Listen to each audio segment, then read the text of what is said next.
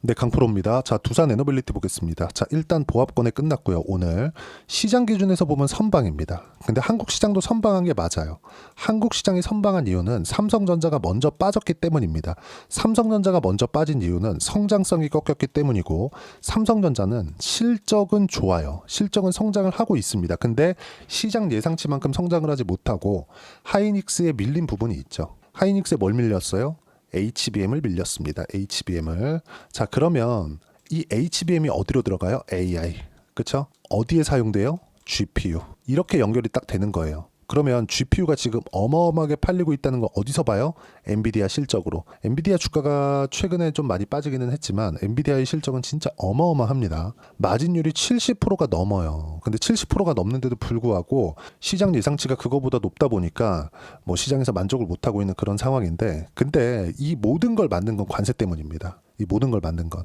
자, 이걸 보셔야 됩니다. 주식시장은 선반영해요. 두산 에너빌리티도 선반영합니다. 주가가 올라가는 과정에서 최근에 1월 달부터 시작해서 큰 폭으로 상승하는 구간이 있었어요. 저는 딱 여기서 매수를 했습니다. 여기서 확인하는, 그쵸? 신고가를 확인하는 구간에서, 이쪽 구간에서 매수를 했는데 왜 매수를 했을까? 돌파했기 때문에. 뭐를? 가격대를. 그쵸? 여기를 돌파하면 뭐가 나와요? 신고가입니다. 근데 그 신고가가 나오는 과정에서 어떤 부분이 부각이 됐어요? AI 관련된 모멘텀이 부각이 된 겁니다. 체코 원전 관련된 모멘텀이 아니에요. 그럼 여기서 실제 두산 에너빌리티의 실적이 좋아졌나요? 그건 아니에요. 이 부분을 설명드리기 위함입니다. 그러면 최소한 이 정도의 움직임이 나올 때 시장은 어때야 될까요? 업종 차트 한번 보여드릴게요.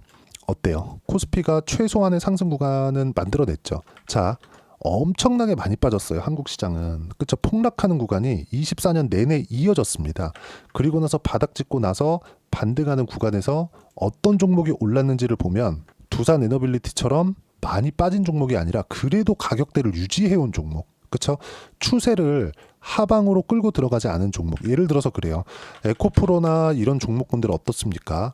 23년도에 진짜 엄청 많이 올랐잖아요. 근데 추세 한번 무너지니까 어때요? 그쵸? 24년도에 추세 무너지고 쭉 많이 빠졌는데 이번 시장 반등 때 올라왔나요? 안 올라왔잖아요. 뭐 반등하긴 했지. 그렇다 그래서 돌려 세울 정도가 되나요? 아닙니다. 이건 아니에요. 근데 에코프로가 지금 최소한의 가격대도 유지하지 못하는 이유는 실적을 못 내기 때문에 그렇습니다. 근데 그 실적을 성장 측면에서 실적을 내기 시작하잖아요. 아니면 낼 것 같잖아요. 그러면 어떻게 됩니까? 주가가 정말 폭발적인 이 그 상승세를 만들 수 있어요. 근데 여기서 우리가 이거 보자고요. 삼성전자. 삼성전자의 주가가 한국 시장에 주는 의미가 상당히 크기 때문에 제가 시장 기준에서 이야기를 드릴 때는 삼성전자를 반드시 붙여서 이야기를 드리는데, 이해를 해 두시면 두산에너빌리티의 저점은 못 잡아도 이제는 물려도 되겠구나. 요 정도의 움직임은 잡을 수 있습니다. 반드시 기억을 하시는 게 좋아요. 자, 보시면 두산 에너빌리티가 올라갈 때 삼성전자가 최소한 안 빠지는 구간, 이 상황은 만들었죠. 그러면 삼성전자가 안 빠지는 구간은 언제가 될까요? 성장성이 꺾인 주가 적용이 되었을 때. 그게 지금입니다. 보세요. 삼성전자의 여기 이 가격대 있죠? 이 중간에 지우고 이 가격대 얼마예요? 88,800원. 한 9만 원이라고 할게요. 이 구간의 실적을 보면 어떻습니까? 24년도 실적 32조예요. 32조. 근데 23년도의 실적 얼마예요? 6조입니다. 몇 배 성장? 한 5배 성장을 했죠. 그런데도 불구하고 삼성전자는 어떻게 됐어요? 폭락했습니다. 왜? HBM으로 연결시키지 못했기 때문에. 시장에서 바라는 내용을 만들어내지 못했기 때문에. HBM으로 들어가야 AI 붐을 탈 수 있거든. 근데 삼성전자에선 이걸 못했습니다. 이걸 한쪽이 어디예요? 하이닉스입니다. 하이닉스. 자, 보세요. 하이닉스예요. 좀 길게 보겠습니다. 자, 하이닉스가 주가는 더 많이 올랐습니다. 가격대로 찍어볼게요. 6만원부터 9만원까지 이렇게 올라간 게 삼성전자입니다. 6만원부터 9만원이면 대략 50% 정도 상승한 거죠.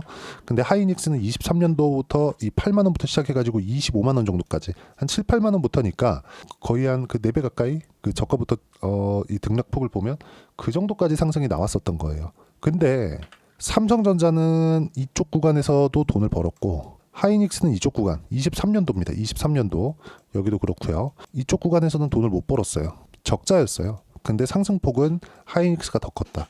어떤 부분이 적용됐기 때문입니까? 성장성이에요. 성장성. 성장하는 산업군에 속해 있는가. 정말 중요합니다. 근데 하이닉스에서 HBM을 27년도까지 완판시켜놨거든요. 그러면 엔비디아의 GPU는 27년도까지 물량이 없다는 거예요. 이때 만들어 놓은 전량을 데이터 센터로 다 들어간다고 보면 되는데, 이 데이터 센터에서는 뭐가 필요해요? 전기가 필요합니다. 그 전기 어디서 만들어요? 여기 원전 이쪽으로 투자가 지속되고 있는 겁니다. 아직까지 본격적으로 뭐 확대되거나 그런 건 아니에요. 그럼 우리가 여기서 이거 보자고. 체코 원전 관련돼서 조금 걱정을 많이 하시는 것 같아요. 궁금해도 많이 하시고. 근데 체코 원전은 그렇게 중요하게 보지 않으셔도 됩니다. 여기 보세요. 두산 에너빌리티, 그리고 여기 24년 7월달, 그쵸? 여기서 체코 원전 수주 결과가 나왔죠. 뭐 지금도 하고 있지만 24조짜리 지금 하고 있죠. 근데 이게 만약에 좋게 결정이 된다고 하더라도 주가는 고가에서 꼬리 달 확률이 굉장히 높아요. 그럼 어디가 나와야 돼요? 미증시가 안정돼야 된다. 근데 미증시는 언제까지 빠져요? 지금 거의 다 빠졌습니다. 자, 여기서 제가 조금 어려운 이야기를 드릴 거예요. 미증시가 10% 정도 빠지잖아요. 그럼 일반적인 조정 구간입니다. 한 5에서 10% 언제든지 조정 나올 수 있어요. 근데 10에서 20% 그럼 경기 이거 좀 문제 있는데, 이런 내용들이 발생해야 됩니다. 20% 정도 빠지려면. 근데 20%가 넘어가잖아요. 그러면 주최 측, 뭐 정부, 그러니까 미국의 정부에서도 그렇고, 뭐 지금은 그 트럼프가 직접적으로 나와서 얘기를 하겠죠. 그게 아니면 연준에서 나와서 얘기를 합니다. 뭔가 조치 취할 거다. 진정해. 그쵸? 금리 인하할 거야. 이런 내용들 하면서 시장을 좀 진정시켜요. 자, 왜 이렇게 만들까요? 주가는, 즉 주식시장의 뭐 미국으로 따지면 S&P 500이나 나스닥 지수는 경제의 성적표이기 때문에 그렇습니다. 이게 무너지잖아요. 미국은 금융권에 대한 붕괴까지 이어질 수 있습니다. 근데 지금은 이런 상황이 만들어지고 있지 않으면서 경기 침체 관련된 이슈가 만들어지고 있습니다. 왜 그럴까요? 관세예요, 관세. 자, 그러면 이 관세로 인해서 이거 한번 보시죠. 자, 요 내용인데 이게 한글로 번역해서 볼게요. 자, 보시면 이게 애틀랜타 연준입니다. 여기서 GDP를 발표하거든요. 그 GDP가 엄청나게 많이 꺾였습니다. 지금 확 꺾인 거 보이시죠? 그쵸? 자, 왜 이렇게 꺾였을까? 25년 1분기에 GDP가 마이너스 2.8이 나왔거든요. 그쵸? 이게 관세 때문에 그래요. 관세 때문에. 자, 그러면 이 관세를 지금 누가 주도하고 있어요? 트럼프가 주도하고 있습니다. 그럼 우리가 그냥 상식적으로 생각해 볼게요. 트럼프는 유예할 거야, 이 한마디만 하잖아요. 그러면 시장은 돌아섭니다. 시장에서 지금 압박하고 있는 거예요. 물론 트럼프가 이 말을 할지 안 할지, 아니면 계속해서 관세를 밀고 갈지, 이거는 지나와 봐야 알죠. 결과는 열어봐야 합니다. 근데 이 결과가 나오는 과정에서 엔비디아 그 실적이 어마어마하게 좋게 나왔다. 지난주에 실적 진짜 서프라이즈하게 나왔거든요. 근데 그 엔비디아까지도 20% 정도의 주가 하락이 나왔습니다. 이미 주가에 대한 반영이 끝났다는 거예요. 아까 전에 제가 말씀드렸잖아요. 삼성전자가 실적을 제가 보여드리면서 어떻게 됐습니까? 여기 보면 24년도에 32조를 벌었어요. 근데도 불구하고 주가 40% 정도 빠졌거든요. 왜 빠졌어요? 성장성이 꺾였으니까. 그쵸? 돈은 잘 벌어요. 돈은 잘 버는데 성장성이 꺾여서 프리미엄을 받고 있었던 9만 원대 주가에서는 40%가 빠졌지만 5만 원대인 지금은 주가가 안 빠지기 때문에 최소한의 시장 안정화가 되고, 그 부분이 두산 에너빌리티에 적용을 시켰을 때 주가가, 그쵸? 상승 구간을 만들어낼 수 있다고 이야기를 드린 겁니다. 왜? 시장이 올라가면, 아니면 시장이 최소한 빠지지만 않으면, 이런 구간이 있을 때 두산 에너빌리티는 올라가는 부분이 생길 거예요. 근데 어디랑 연관이 있어요? 나스닥이랑. 그렇죠? 이런 부분들이 지금 임박해 있다는 겁니다. 왜? 모든 이유는 관세로 통하니까. 근데 관세에 대한 유예나 이런 것들을 언제 멈출지, 언제 그만할 거야, 야 내가 잘못했어, 이 얘기는 안 하겠지. 근데 이런 뉘앙스로 이렇게 끌고 가거나 어떤 가시적인 결과가 나오거나 이런 부분들을 우리가 언제 나올지는 몰라도 주가는 이미 반영이 되어 있는 상태라는 거는 알고 있어야 된다는 이야기입니다. 그게 지금이라고 말씀드리는 거고, 지금 GDP가 마이너스 2.8%까지 그 미국이 꺾여 있는 이 상황을 보면 이 주가에 대한 반영치는 끝났다. 트럼프가 지금 임기 초반에 미국을 경기 침체로 몰고 들어간다? 이 자체가 말이 된다고 생각합니까? 절대 안 된다고 저는 생각을 합니다. 그러면 이 구간에서 두산 에너빌리티가 최근에 2월 19일부터 떨어진 건 맞지만, 이 하락하는 구간에서 거의 한 5% 정도 하락 구간이 나왔는데, 이제 이 구간에서 확인 과정만 거치면 매수 구간을 잡아야 된다. 이런 확인 과정을 거칠 때 철저하게 주도 주군에서 잡자. 이게 가장 중요합니다. 시장은 빠지면 올라옵니다. 시장이 만약에 나스닥이 10% 이상 빠지잖아요. 그럼 트럼프가 가만히 있을 수 없어요. 절대 가만히 있을 수 없습니다. 근데 시장이 올라올 때 시장하고 같이 빠지거나 시장보다 더 많이 빠진 종목들 있죠. 이거 진짜 올라오는데 연 단위의 시간이 걸립니다. 근데 두산에너빌리티 같은 종목군들은 최소한의 시장의 안정 구간에 접어들잖아요. 그러면 바로 고가 도전한다. 그렇죠? 여기서 바로 장대 항목 만들면서 고가 도전한다. 어떤 특정한 이슈로 인해서 주가가 올라가는 경우가 있죠. 근데 그 특정한 이슈도 여기서 터지지, 여기서 터지거나 여기서 터지진 않습니다. 그러면 여기랑 여기랑 다른 점은 뭐냐? 이건 하락 추세를 만들어 놓은 거고요. 이건 추세를 지키고 있었던 거기 때문에 이 구간에 우리가 어떤 종목을 구분해서 매매할지는 명확하게 정해져 있는 겁니다. 여러 가지 재료들이나 기사들이나 거리들이 있어요. 자, 두산에너빌리티를 어떤 부분들이 있는지 그 뉴스를 보더라도, 그리고 SMR 실적이 나온 부분도 있고요. 그리고 SMR 같은 경우에는 미국 시장에서는 소형주기 때문에 나스닥 등락군에 상당히 민감합니다. 이런 부분들도 조금 많이 좀 참고를 하셔야 돼요. 근데 나스닥의 하락폭이 다 나왔다는 점도 SMR 주가에 보면 상당히 긍정적인 요인이 될 수 있어요. 자, 내용 한번 볼게요. 여기 보시면 두산에너빌리티 지난해 7조 원 수주, 올해 목표 10조 7천억 원 이런 부분들이 있고요. 그리고 여기 장중강 보합세 유지 25,000원대 유지하고 있다. 두산에너빌리티 SMR 기대에도 주가 하락세 지속하고 있다. 지금 최근에는 하락하는 부분이 지속적으로 나오고 있다. 그리고 임원들이 매도하고 있다. 이런 내용까지 나오잖아요. 근데 이런 부분들은 중요하지 않다는 겁니다. 한 가지가 진짜 중요한 게 미국 시장에서 갑자기 원전 안 할 거야. 이런 부분들이 생기잖아요. 예를 들어서 이런 거죠. CS 윈드. 자, CS 윈드 보면 지금 어때요? 트럼프 당선되자마자 급락해가지고 안 올라오죠. 이런 부분들은 그냥 탈락입니다. 근데 보세요. 여기죠. 트럼프 당선됐을 때는 어느 정도 그쵸 움직임을 크게 가져가지 않았었지만 이쪽 구간에서 한국에 대한 정치 불확실성이 터졌을 때는 하락했죠. 근데 그 이후엔 어떻게 됐어요? 다시 회복한다. 왜? 추세를 유지를 했으니까. 근데 CS 윈드 같은 경우는 어떻습니까? 그냥 애초에 끝이 나 있었어요. 이미 상승 구간을 많이 만들어냈는데 이렇다 할 성과를 낸 건 아니니까요. 정말 중요한 이야기예요. 단지 지금 두산에너빌리티에서 필요한 건 미국 시장의 안정이 필요한데, 미국 시장 같은 경우에는 여기 보면 지금 10% 정도의 하락 구간이 이미 발생을 했고, 여기서 추가적으로 떨어졌을 때는 트럼프도 가만히 있을 수 없다. 트럼프가 코멘트가 나올 겁니다. 근데 단지 지금은 관세를 이야기를 지속적으로 해왔기 때문에 이게 먼저기 때문에 이런 이야기를 하는 거고, 트럼프가 경기 침체로 끌고 들어간다 이 자체는 전혀 생각하지 않으셔도 됩니다. 최소한 미국이 어떤 예상치 못한 사건으로 인해서 경기 침체로 들어가잖아요. 이러면 위험해요. 정말 한 달 동안 30%도 빠질 수 있습니다. 근데 지금은 그런 상황이 아니에요. 관세라는 명확한 이유가 있고, 이 명확한 이유에 맞춰서 미증시가 빠졌고, 이 하락하는 구간에 맞춰서 뭘 볼 수 있습니까? 여기 보시면 주도주군들도 조정 구간이 있었지만 단기간에 50% 이상 상승이 나왔기 때문에 최소한의 조정 구간은 필요했다.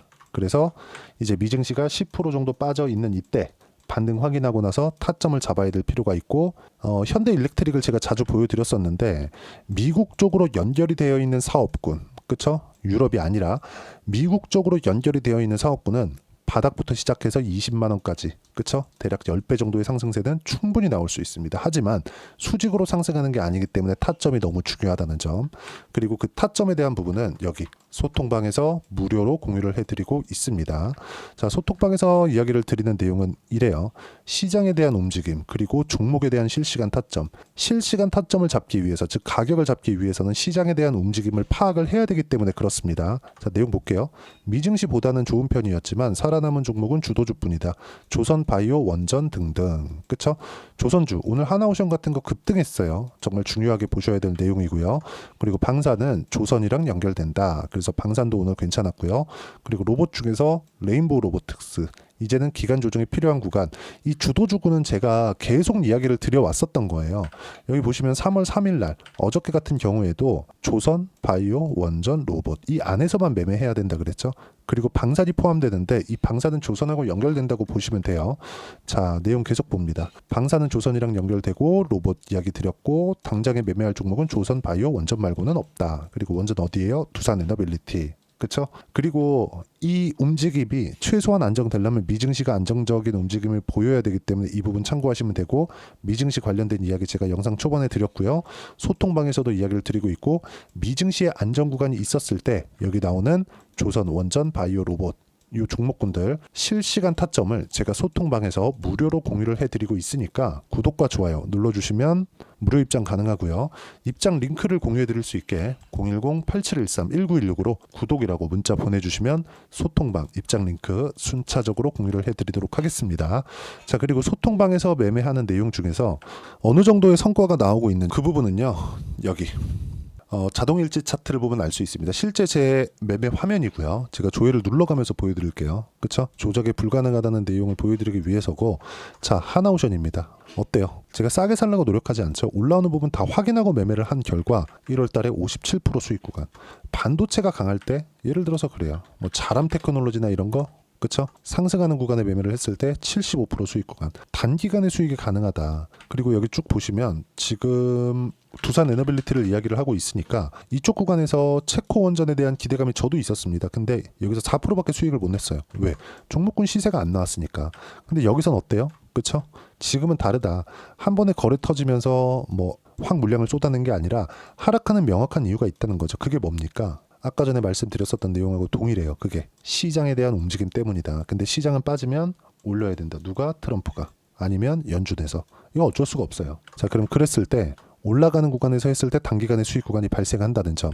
예를 들어서 뭐 반도체 쪽에서 하나 더 보시죠. 뭐 DI나 이런 종목군들을 보더라도 보세요. 상승하는 구간을 꾸준하게 공략한 결과 25%대, 14%대 꾸준하게 수익 구간이 발생하고 쭉 내려보면 22, 26%대. 그렇죠? 상승하는 구간에 있는 종목을 반드시 공략을 해야 되고, 그런 부분을 소통방에서 무료로 공유를 해드리고 있으니까 구독과 좋아요 눌러주시고요. 댓글 하나씩 달아주시고, 입장 링크를 공유해드릴 수 있게 010-8713-1916으로 구독이라고 문자 보내주시면 소통방 입장 링크 순차적으로 공유를 해드리도록 하겠습니다. 자, 그리고 가장 중요한 점, 가격에 대한 이해를 어떻게 해야 되느냐, 그 부분은요, 여기 두산 에너빌리티의 단기 보유 전략, 가격 전략 두 가지 내용인데, 단기는 2주입니다. 2주 동안 내가 어떻게 수익 구간을 만들 것인지 그 부분이고, 2주 안에 수익 구간을 만들기 위해서는 가격에 대한 이해가 필요합니다. 이 두 가지 내용 모두 무료로 공유를 해드리도록 할 테니까 구독과 좋아요 눌러주시고요. 010-8713-1916으로 두산 에너빌리티라고 문자 보내주시면 가격, 단기 보유 전략 함께 공유해드리도록 하겠습니다.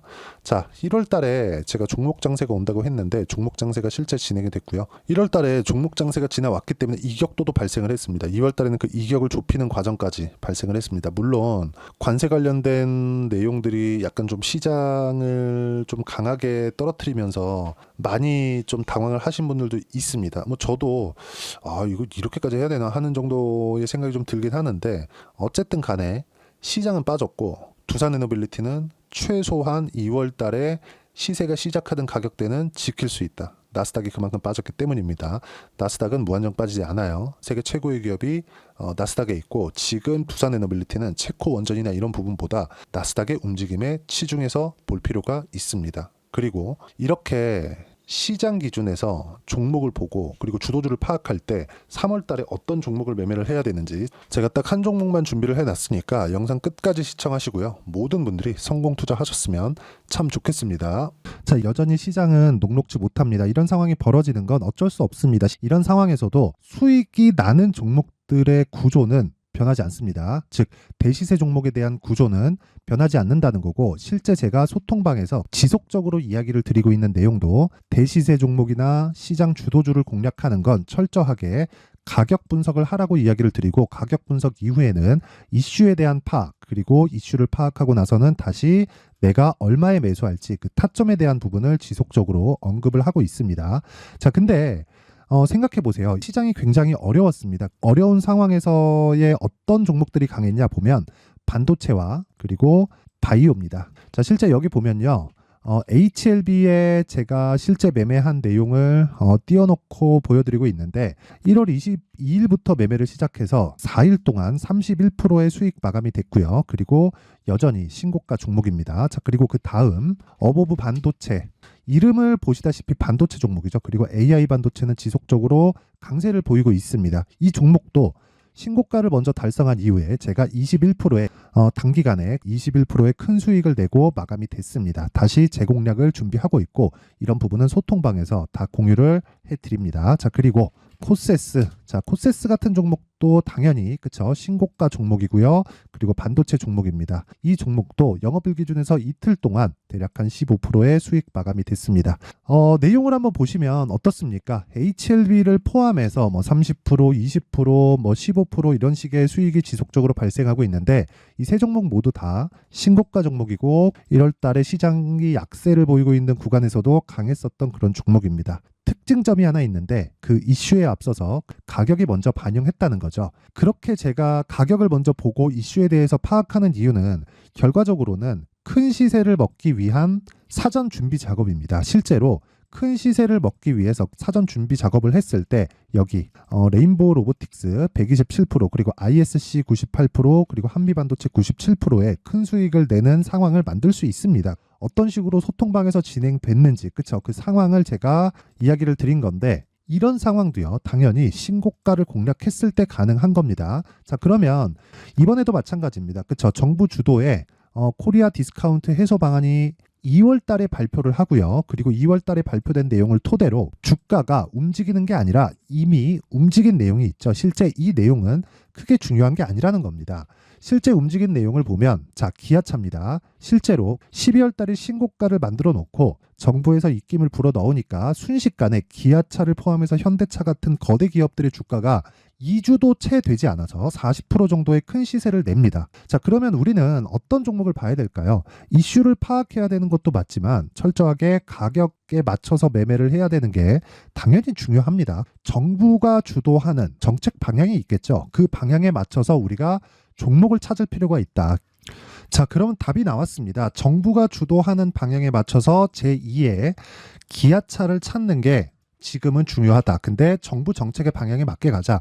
그랬을 때 앞서서 제가 보여드렸었던 내용인 여기 레인보우 로보틱스 127% 그리고 ISC 98% 그리고 한미반도체 97%와 같은 수익을 낼 수 있습니다. 물론 시간에 대한 부분은 최소 2주의 시간이 필요하고요. 그리고 최장 3개월 안에 끝내야 됩니다.